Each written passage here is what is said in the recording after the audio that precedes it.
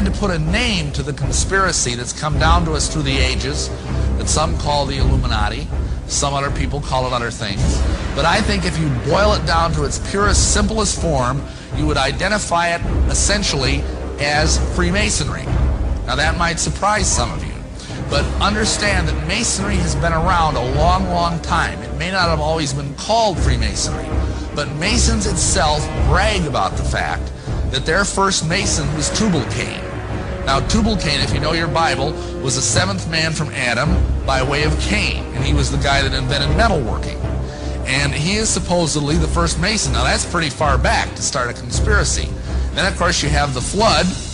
After the flood, the Masons say that the first Mason was Nimrod. Now, of course, we all know who Nimrod was. He's the guy that helped build the Tower of Babel. That's pretty good Masonry. He was the person who basically had the idea for a one-world government. He wanted to start a United Nations.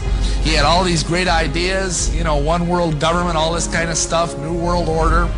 And God had other ideas. And God came down and he cast confusion and changed the languages of the people. So they went and scattered abroad on the earth. That basically tells us what God thinks about the United Nations. This caused the conspiracy to go underground, and for centuries it existed in various forms. And if you look in the books, the literature of Masonry, you will find that Masonry says it is the direct linear descendant from the ancient mystery religions, from the ancient fertility cults. Now what does that mean? That sounds sort of exciting and mysterious and exotic.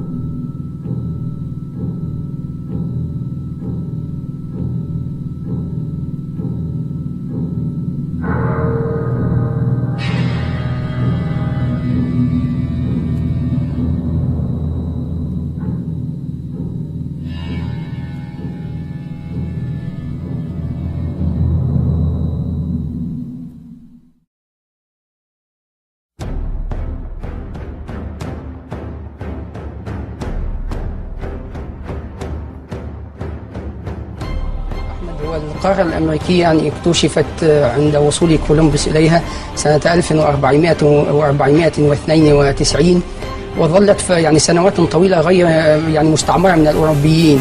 والحقيقة أن يعني الفضل في استيطان القارة الأمريكية يعود ليس إلى الحكومات الأوروبية. يعني فكرة استيطان القارة الأمريكية البكر فكرة نبتت في ذهن الحركات السرية، وهي التي تتولى تطبيقها في الفعل.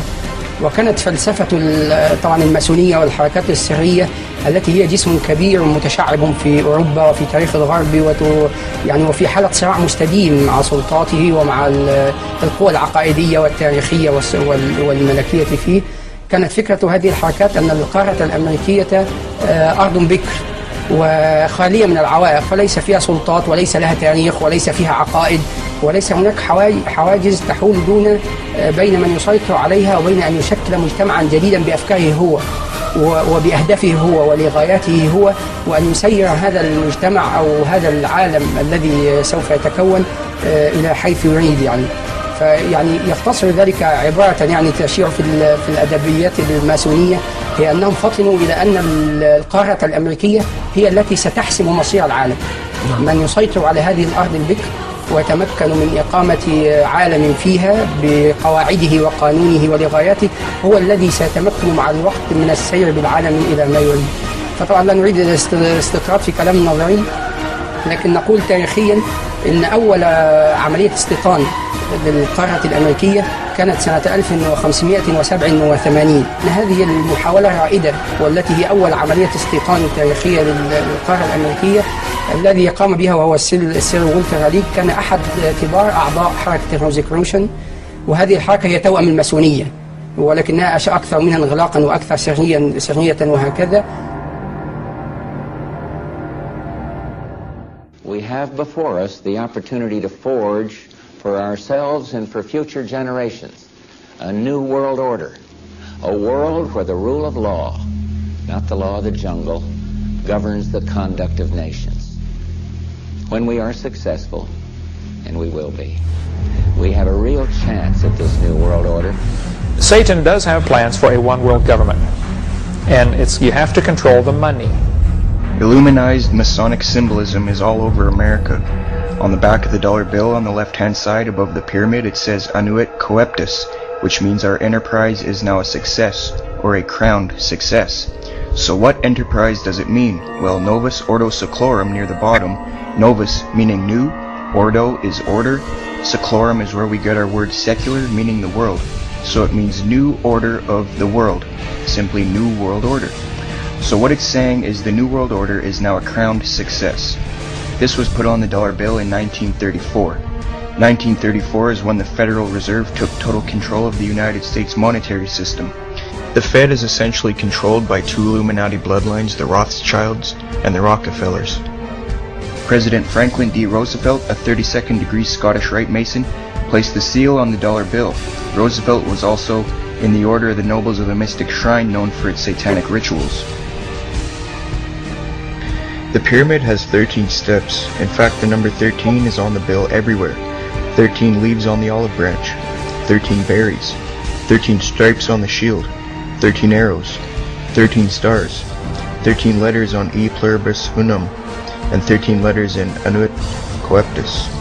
Now some people believe 13 is on the bill due to the 13 colonies, but dig a little bit deeper and you'll find the real answer. 13 also represents the 13 top Illuminati families that he traced back to the late 18th century and the early 19th century. He is credible, and that's why he was framed by the government and thrown in a cage. 1776 is in Roman numerals near the bottom. Some think it's because of the founding of the country. Another case of subliminal, indirect, reverse psychological propaganda. 1776 is when the Illuminati was formed. The New World Order. Another striking fact is that the eagle has 32 feathers on the right wing, the number of ordinary degrees of the Scottish Rite. There's 33 feathers on the left wing, representing the 33rd degree. The tail has 9 feathers, which represents the 9th degree of the York Rite. The eagle itself is a prominent icon in Masonry, extensively used in the Scottish Rite.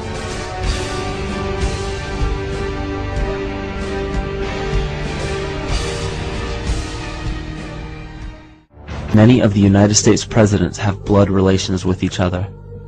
The Bush lineage has blood ties to a great number of former presidents. George Washington, Millard Fillmore, Franklin Pierce, Abraham Lincoln, Ulysses Grant, Rutherford Hayes, James Garfield, Grover Cleveland, Teddy Roosevelt, William Taft, Calvin Coolidge, Herbert Hoover, Franklin Roosevelt, Richard Nixon, and Gerald Ford. Arion points out in his work that Bush is closely related to every European monarch on and off the throne, and has kinship with every member of Britain's royal family. Bush's family tree can be documented as far back as the early 15th century. He has a direct descent from Henry III and from Henry VIII's sister Mary Tudor. He is also descended from Charles II of England. And we also find that George W. Bush is a direct descendant of Godfrey the Bullion. Godfrey was the first king of Jerusalem after he recaptured it from the Saracens, which was the name for the Islamic faith during the Middle Ages.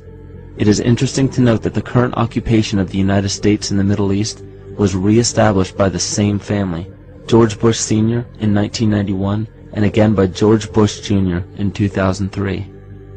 George Bush Jr. is then found to be a cousin to both opposing candidates of his 2 terms in office, Al Gore and John Kerry.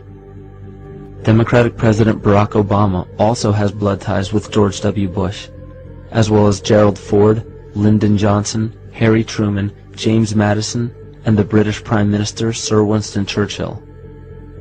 On the opposing side of the 2008 presidential ballot, John McCain is descended from Robert the Bruce, King William I of Scotland, and also Godfrey the Bullion. In either of those first two books, though, who knew you and Dick Cheney cousins? You know, listen, I don't think I'm going to family reunion. I don't know how I'll be greeted. We all know his father, but what about his cousins? A heartbeat away from the presidency is actually a blood relation. He's President Bush's 9th cousin once removed. Cheney's cousin Barack Obama is also Bush's 11th cousin. President Lincoln was President Bush's 7th cousin 5 times removed. And Bush shared more than just a ballot with John Kerry. That's right, they're 9th cousins twice removed. Trace the family tree far enough, and you get Madonna, Celine Dion, and Tom Hanks. Christine, you've heard the adage politics makes strange bedfellows. Apparently politics also makes for strange relations.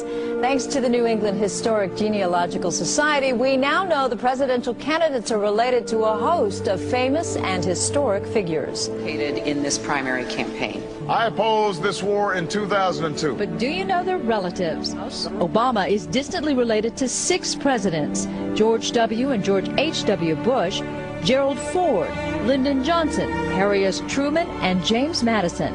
Obama's family tree also includes Sir Winston Churchill and Civil War General Robert E. Lee. Thank you all. Thank you. She's also related to beatnik author Jack Kerouac and the wife of Prince Charles of England. John McCain's ancestry was more difficult to trace, but it's known he's the 6th cousin of First Lady Laura Bush.